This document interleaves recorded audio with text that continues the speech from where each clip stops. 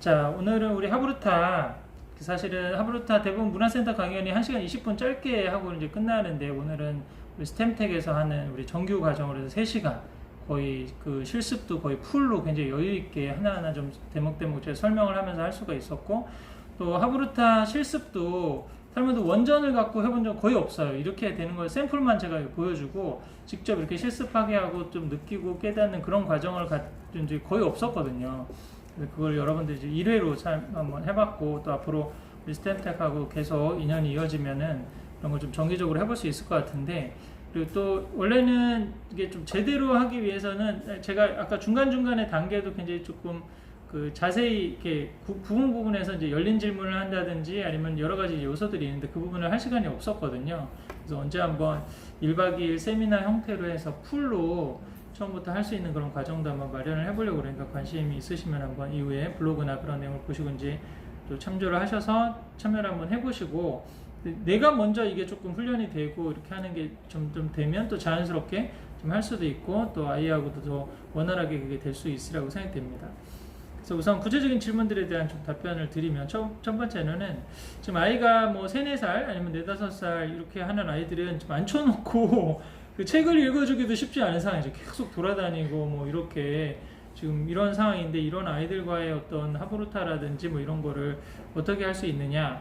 근데 지금 이제 보셔서 아시겠지만, 제가 실습을 했지만 안식일 식탁의 어떤 일부로서의 그런 토론이 있었던 거잖아요. 그 비중을 생각한다면은 같이 지금 뭐 노래 불러주고 그 다음에 촛불 켜고 자선함하고 그런 액티버티인 거죠. 사실은 액티버티와 실습, 이거를 하고 정서적인 부분이 거의 한 3분의 2 이상이고 토론한 거는 3분의 1밖에 안 돼요. 그럼 우선 그 부분까지는 계속 그 액티버티 중심으로 하시면 돼요. 너무 어린 아이들하고는 이런 안식일 식탁이라든지 가족 식탁 대화를 이렇게 하고 계속 물어보는 거죠. 자선함 시키고, 우리 자선함 왜 하는 거라고 그랬지? 아까도 제가 설명을 못했는데, 빵을 나눠주는 것도 아빠가 나눠주거든요. 아빠가 나눠주면서 아빠가 우리 가정의 공급자이고 보호자이고 그 다음에 상담자이라는 걸 아이들한테 계속 각인을 시키는 거예요. 이게 그런 작업들을 통해서 또 왜 아빠만 나눠줄 수 있지? 우리는 왜 빵을 2덩이를 준비를 했을까? 이런 내용들에 대해서 아이가 아직 책을 읽거나 아니면 진득에 앉아서 듣지 못하는 어떤 시기에는 계속 그 문화적인 부분으로 전체 이게 삶의 습관이 되고 어떤 삶의 하나의 우리 집 가정의 전통이 되는 그런 연습을 하는 시간을 많이 갖게 해주는 게 좋습니다. 거기에만 포커스를 두시면 돼요. 우리도 지금 계속 인지적인 거는 굉장히 따라오는 거예요. 정서가 됐을 때, 몸과 마음의 그릇이 됐을 때 매겨놓고 정서적으로 좋은 상황이 된 다음에 그 다음에 인지적인 것이 조금씩 들어가면 그게 누적이 되면서 이제 뭐 발달을 안 하는 가정 하는 것 같다, 이게 별로 없는 것 같다, 쑥 올라오는 때가 있거든요. 아이들이 그런 인지적인 능력이 그때까지 기다려주는 거죠. 그리고 또 우리 역사 하브루타 토론을 같이 우리 많은 가정들하고 모여서 한다고 그러니까 얘가 몇 살 때부터 올 수 있냐, 그런 질문도 굉장히 많아요. 그거를 돌 지나면 온다고 봅니다. 제일 어린 애는 지금 돌 지났는데 와서, 그럼 돌 지난 애가 뭘 하겠어요? 아장아장 돌아다니면서 그냥 막 그렇게 하는 거잖아요. 그때 0, 3세 때는 부모가 공부하는 시기로 봐요. 여기 와서 문화를 이렇게 분위기를 익히고 다른 부모들은 어떻게 하는지, 또 제가 어떻게 시연을 하는지, 그거를 엄마나 아빠 한 사람은 계속 볼 수 있잖아요. 애가 하나 그런 상황에서는, 둘이면은 뭐 사실 쉽지는 않겠지만은, 그러면 그렇게 둘이면 이제 한 가지 방법은 이게 한 분이 애를 보고 한 분은 계속 듣거나 뭐 이런 식으로 하는 거죠. 그리고 본인도 계속 그 뭔가 내용을 좀 컨텐츠를 쌓아가는 그런 시기로 갖고 하나하나 공부하고, 저런데 저렇게 질문을 하고 선생님은 저렇게 또 대응을 하는구나, 시연을 할 때 저런 또 대답 안 하는 아이한테는 저렇게 또 해주는구나, 이런 것들을 계속 보는 거죠. 그 다음에 또 하나, 아이의 측면에 있어서도 계속 이거를, 만약에 토요일 날에는 우리 집은 항상 도서관에 간다, 아니면 한 달에 한 번은 심선생님이 하는 역사 토론을 모레 간다, 이게 하면 문화화가 돼요. 안 가면 이상하게, 지금들 가족 식탁 대화를 굉장히 잘하는 가정은 어떤 때는 막 친척이 무슨 일이 있고 막 그래가지고 못하거나 뭐 그럴 때가 있거든요.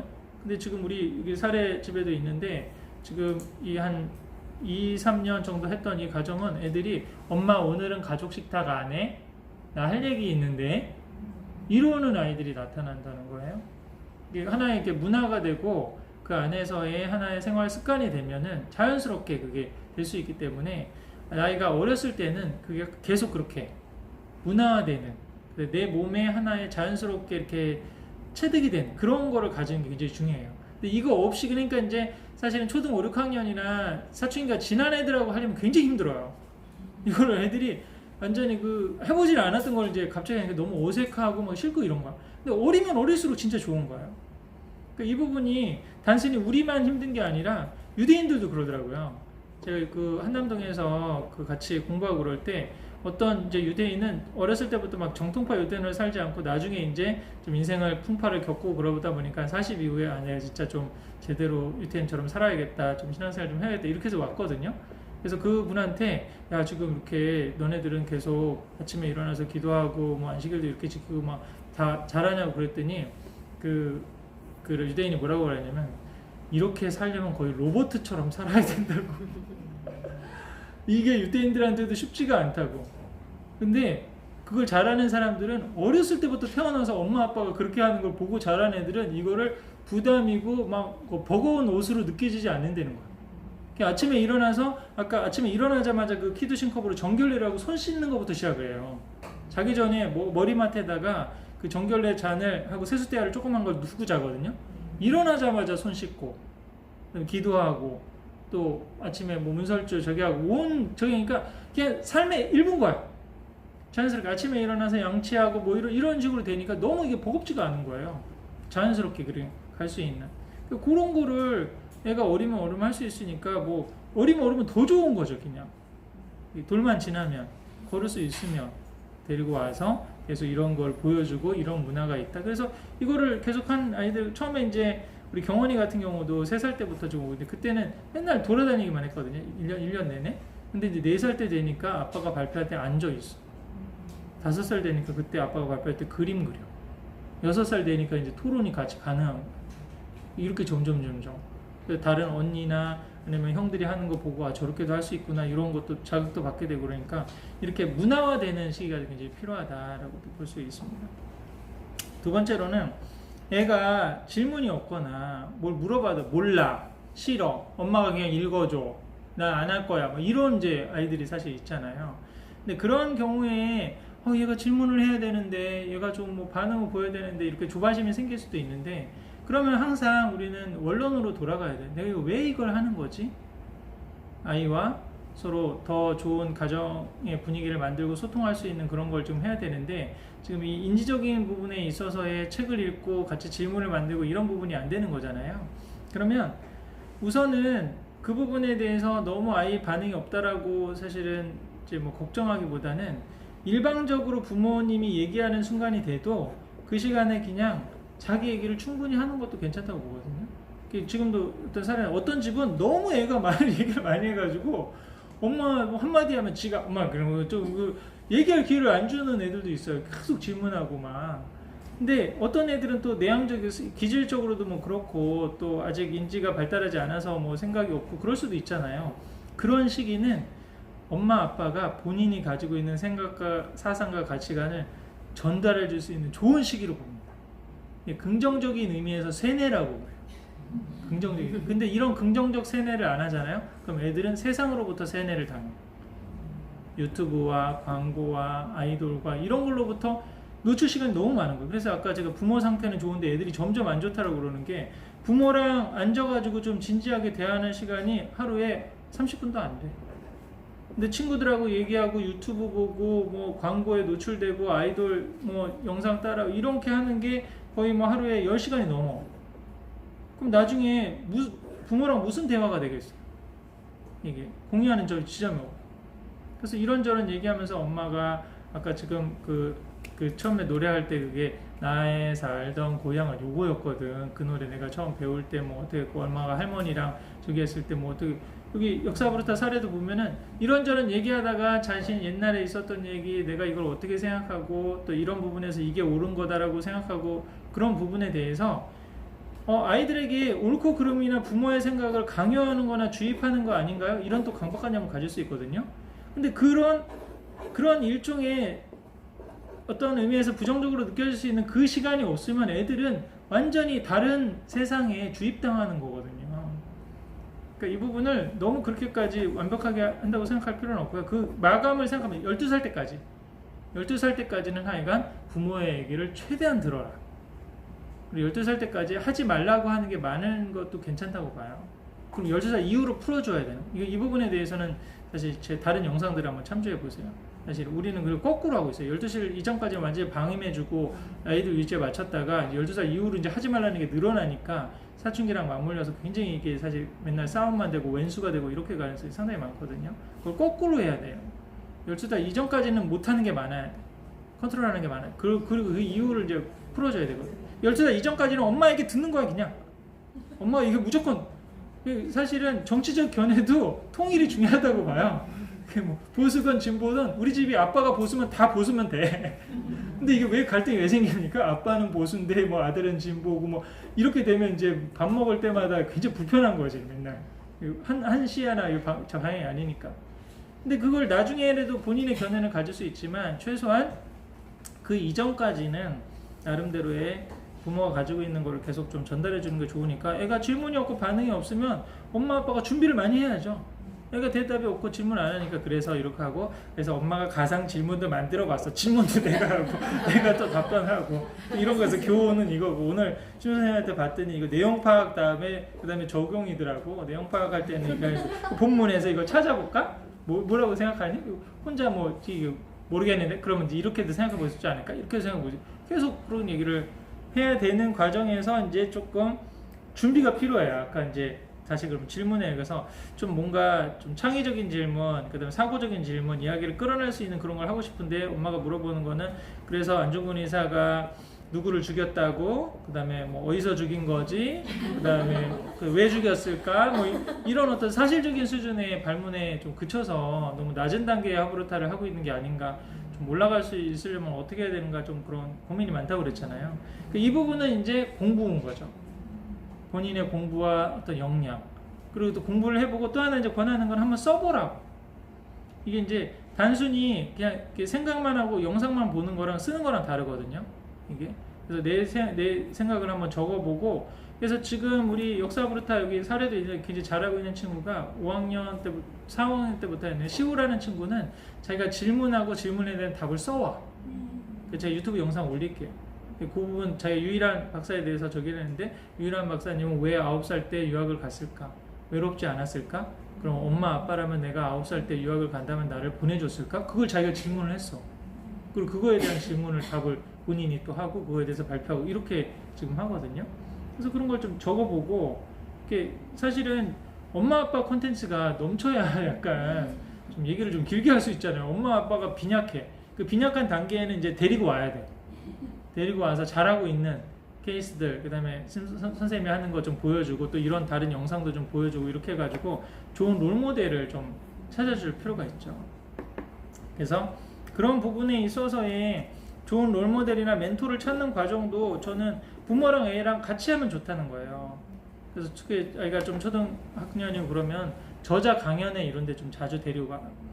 그래서 이거 엄마 이제 좀 아니면 애들이 좋아하는 작가가 있을 수도 있잖아요. 그럼 그것도 같이 가서 한번 무슨 얘기를 하나 좀 들어보기도 하고, 우리 여러 가지 뭐 예를 들어서 우리 김수영 작가 같은 경우는 이제 동기부여라든지 뭐 꿈을 살아 이걸로 청년들 강의도 많이 하고 그러는데, 김수영 작가의 그 멈추지마 다시 꿈부터 써봐 그 책 있잖아요. 그 책의 어린이 버전으로 꿈을 이루는 마법의 요리교실인가 그런 책이 또 있어요. 그래서 그 책 같은 것도 뭐 이렇게 하고, 뭐 김수영 작가 같은 분 강연에 있고 그럴 때 엄마는 엄마적인 차원에서 그렇지만 너도 한번 보고 가서 하고 책을 들고 가서 사인을 받게 하고 악수를 하게 하라. 좋은 사람들의 기운을 많이 전달받는 게 굉장히 중요해요. 그런 우리 반기문 장관도 나중에 자기가 뭐 유엔 외교부 장관이나 뭐 그렇게 장학생으로 뽑혀가지고 케네디 그 백악관에 한번 가봤잖아요. 그때 또 빌 클린턴도 그 존 F 케네디 백악관에 가서 이게 책으로도 볼 수 있지만 멘토를 만나거나 그런 게 굉장히 중요해요, 사실은. 제가 이 부분은 우리 다른 책에 우리 블로그에 한 꼭지에도 지금 썼거든요. 제가 아는 지인이 독서 모임 같은 걸 하고 그러는데 본인은 그렇게 능력이 탁월하지가 않아. 그러니까 좀 어느 정도 했는데도 별로 이제 진척이 없고 사실 이제 뭐 그러거든요. 그래서 근데 독서 모임을 할 때 자기 자녀하고 초등학교 한 3, 4학년 때 자녀로 계속 같이 데리고 왔어. 그랬더니 그 독서 모임을 인도하는 자수성가하고 책도 굉장히 많이 보시는 그런 분이 있어요. 그분 보면서 아빠 나는 그 책 많이 읽고 그런 사람들 맨날 고리타분하고 그냥 뭐 실용적이지도 않고 돈하고는 거리가 먼 것 같은데 조 대표님 보니까 책도 많이 읽는데 굉장히 인격도 훌륭하고 그 다음에 뭔가 사업도 잘하고 너무 멋있어. 나 저런 아저씨처럼 되고 싶어. 내가 이런 사실 꿈을 갖고 그러더라는 거예요, 사실은. 그래서 우리가 내 부모 역량이 좀 부족하다 그러면 좋은 다른 사례를 소개해주면 되잖아요. 요 맥락에서 제가 저기에서도 로버트 기요사키의 부자 아빠 가난한 아빠. 로버트 기요사키의 아빠는 공무원이고 그냥 월급만 받은 줄 알고 우리가 그냥 송충이는 솔잎만 먹어야 된다는 이런 어떤 사고에 머물러 있었던 분이잖아요. 근데 기요사키 친구의 아빠는 부자 아빠였던 거예요.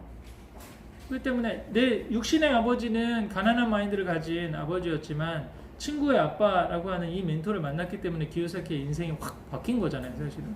내가 부모의 역량이 부족하면 잘하고 있는 부모들 그리고 잘하고 있는 롤모델들 그렇게 찾아가서 보여주고 엄마 아빠는 할아버지 할머니가 그렇게 키우지 못해가지고 이 정도에 지금 머물러 있기는 하지만 이런 분들도 있단다.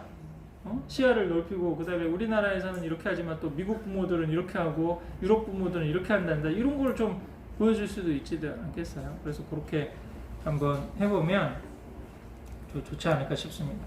그 다음에 아이가 이제 4학년이고 7살 이렇게 나이 차이가 많이 나고 그러는데 그런 나이 차이나 아니면 지적 수준이 다른 애들을 한꺼번에 모아놓고 같이 한다는 건 너무 힘들어요. 그렇기 때문에 기본적으로 하브르타의 원리는 1대1이에요. 그래서 4학년 안에는 4학년하고 그 다음에 따로 떨어져 한다든지 아니면 같이 두 번째 그럼 막내들을 좀 돌볼 시간이 없고 그러잖아요. 같이 하는데 이때는 형아가 하는 시간, 이때는 동생이 하는 시간 딱 정해져서 너는 이게 듣고만 있든지 아니면 그게 싫으면 가서 놀든지 이렇게 하라고 해서 기본이 1대1의 원칙으로 하는 겁니다.